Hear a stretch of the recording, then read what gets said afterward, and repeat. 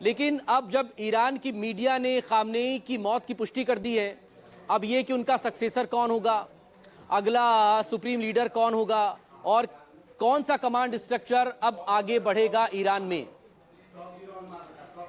देखिए, ये जो घटनाक्रम है इसमें एक पड़ाव आया है और आयतुल्लाह अली खामेनेई की जो मौत है वो सिर्फ एक पड़ाव मात्र है, क्योंकि अमेरिका का जो मकसद है वो अभी पूरा नहीं हुआ है।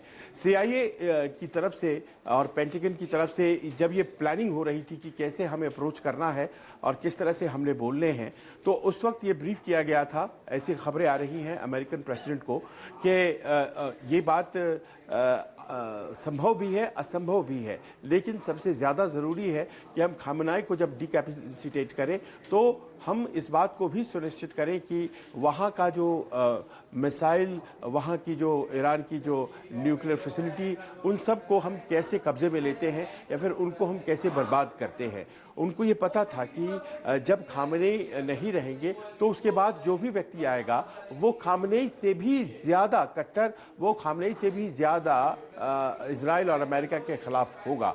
तो ये कैलकुलेशन में है अमेरिका के, और उनका एक ही मकसद है कि वो ऐसे रेजिम को टेक ओवर नहीं करने दें जो उनके इंटरेस्ट्स के खिलाफ है, क्योंकि मौत हो चुकी है खामेनेई की। अब जो पार्ट 2 है उसे शुरू होना है, जिसमें उनके बैलिस्टिक मिसाइल्स बनाने की क्षमता और न्यूक्लियर फैसिलिटीज़ को ख़त्म करना है। ये तब तक नहीं हो पाएगा जब तक कि कोई मजबूत वहाँ पर अपना सक्सेसर इलेक्ट हो जाता है। लिहाजा अब अमेरिकन की ये कोशिश है कि किसी तरह से ये ना हो पाए, लेकिन ऐसी व्यवस्था करके रखी गई है।